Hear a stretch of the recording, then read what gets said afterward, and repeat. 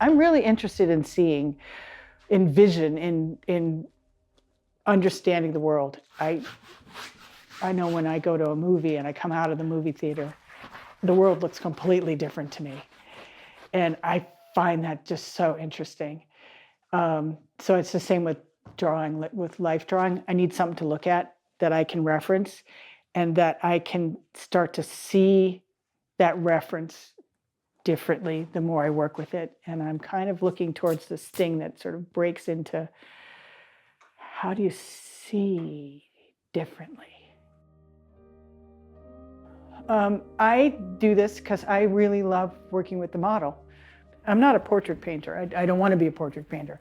I love portrait painting. I love doing portrait painting, but I don't want to make that my focus. I'm more interested in challenging myself. I like working with more calligraphic gestures and whole body movement.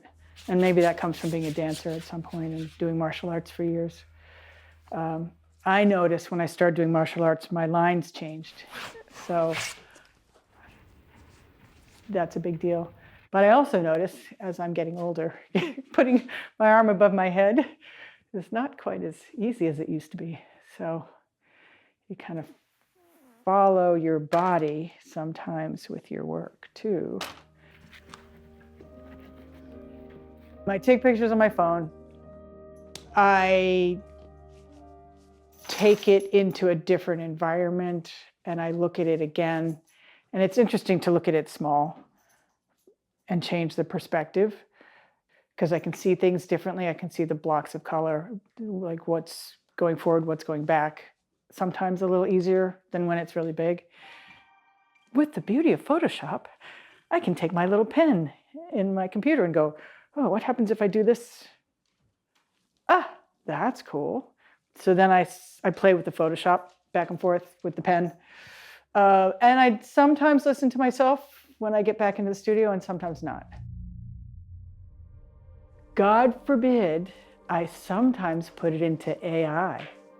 Ah, no! But I do. And I take a picture of it, I put it into AI, I write a prompt underneath, and then I let the series run. I'm like, oh, what about that? What about that? That's interesting. 99% of the time I toss that out completely, but it's still fun. I keep flipping between the idea of abstract and figurative and the argument of too much information and not enough information. And there's something I like about humans just being next to each other. So I kind of like the idea of seeing people not doing anything, not on the phone, not smoking, not drinking, not anything, just sitting there. There's never nothing. There's always something going on. Their own thoughts and their own history and where they are and like what's going to happen the next second. Are they going to get in a fight? Or are they going to, who knows? Who knows? It's right between something. Yeah. It's like this moment between events. I'm interested in that moment.